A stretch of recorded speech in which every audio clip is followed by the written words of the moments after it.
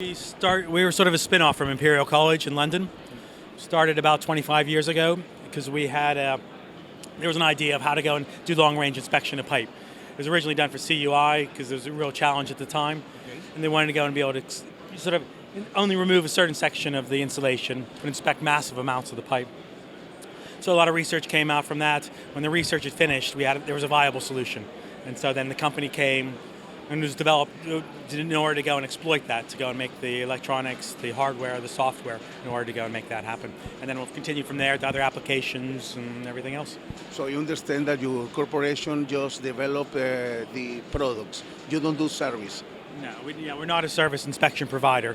So we tend to train people up. We'll support them on site to how to go and use the equipment, but we don't actually do inspection ourselves. Excellent.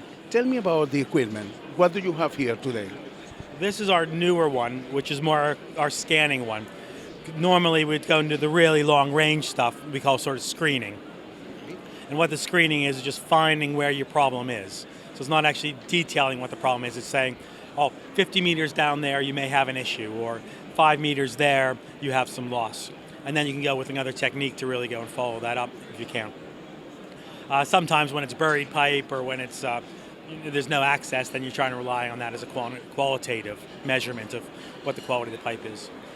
About 5 years ago, we started on this setup, which is more of our scanning one, which is now able to give you a quantitative measurement of how much wall was remaining in the pipe.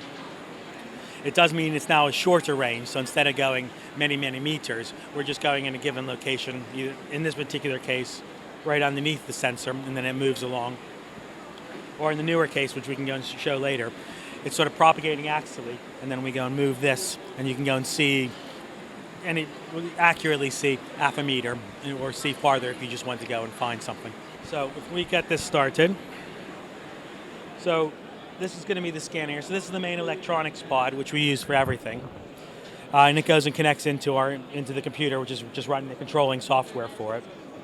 It's now connected to a drive unit, which is now moving the sensor around the pipe. But the real work is being done here by the sensor, which is using EMAT transduction in order to create some guided waves. In these particular cases, they're called SH guided waves.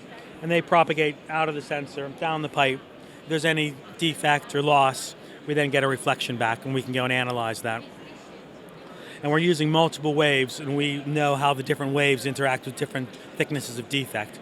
So we're able to go and use that to determine how much remaining wall is left. Excellent. What are the benefits using this type of... Well, the main benefit, this was really designed for inspecting supports, inspecting wall penetrations, and you don't have to then go and lift the pipe. If you'd like to know more and watch other content, click on the description.